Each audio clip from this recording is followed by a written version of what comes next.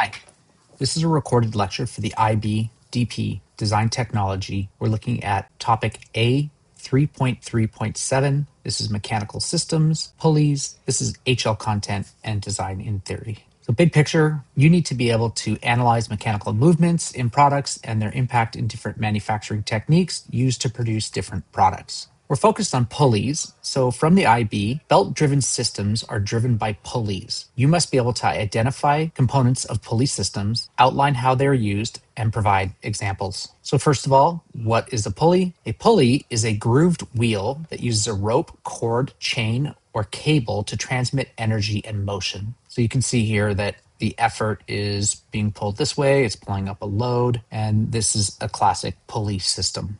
We're going to look at different pulley systems and understand the advantages that they have. I'd like you to watch this video again. We watched it before with some other mechanical systems topics that we've done, but start at 4 minutes and 46 seconds and just focus on the pulley part, and that'll give you a good understanding of the mechanical advantages that we get with pulleys. So let's talk about some different types of pulleys. So the first type of pulley that we want to understand is a fixed pulley. So the pulley is attached to a stationary support like the ceiling or the wall. It changes the direction of the pull, making it easier to lift things by pulling down, which requires the same force as lifting something directly, but is easier. You can pull something down easier than you can lifting it up. Flagpoles, well ropes, and window blinds are all examples where we see fixed pulleys. Movable pulleys are pulleys that move with the object being lifted, and they're attached to the load.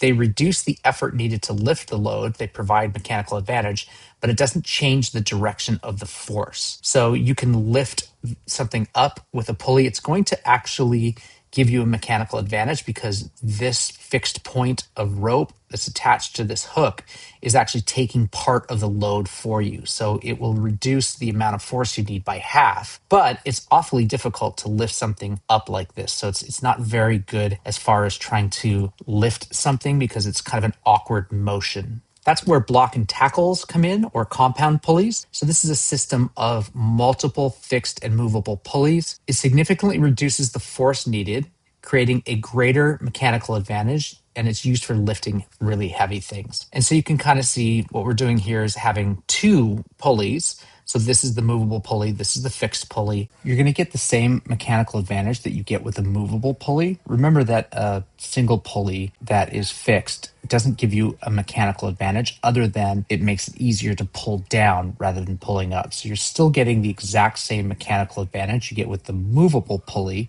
in the sense that this fixed point right here is taking part of the load. And that's what's happening here too. This fixed point right here is taking part of the load. So you're getting the same mechanical advantage you get with the movable pulley, but instead of pulling up, you're pulling down, which is easier. But you're going to have to pull a lot further. So you're going to have to pull more rope. So that's the advantage of a compound pulley. And you can add as many pulleys as you physically can.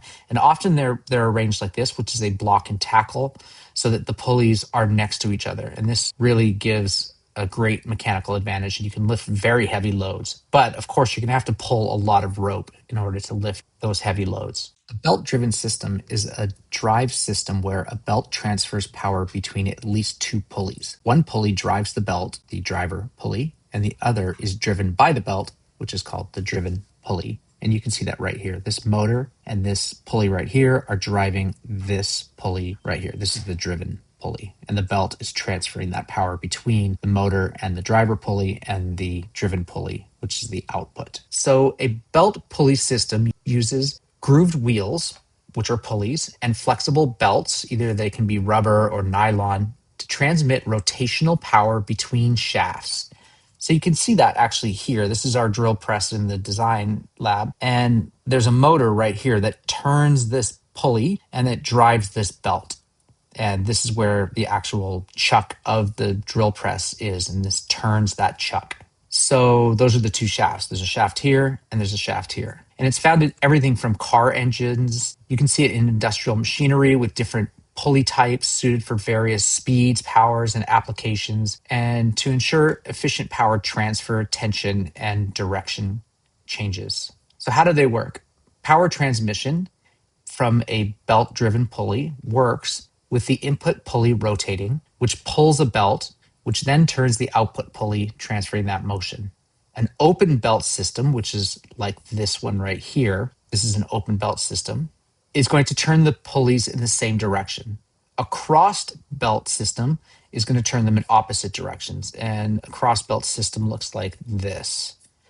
So you're going to get different directions with that. So the belt actually crosses and it'll turn in different directions. You need to give tension to the pulley system. And so often they'll use idler pulleys, which are also called tensioners, to maintain proper belt tightness to prevent slippage. And this is crucial for power delivery. So here's some different types of belt driven pulleys. We have the V belt pulleys, and this has a V shaped groove for V shaped belts, providing high friction and torque for applications like fans, pumps, and compressors. You can see this V shape right here, and this is in the pulley, and then the belt will have that exact same V shape. We have timing belt pulleys, and these have teeth that mesh with the timing belt itself. And so you can see the teeth in the pulleys right here and the teeth in the belt. This is a non-slip power transfer for critical applications. It's used primarily in automotive engines, manufacturing, 3D printers and CNC, printing and package equipment to control motion accurately, plus in medical devices, agricultural machinery, and even elevators. An idler belt pulley is used to increase either the belt wrap, maintain tension, or guide belts, and provides performance and reduces wear. So this is an idler right here, and what it's doing is it is tensioning this belt in a internal combustion engine. There's flat belt pulleys, and these are simple belts used for long distance power transmission and high speed applications. So you can see here, this is a flat belt pulley.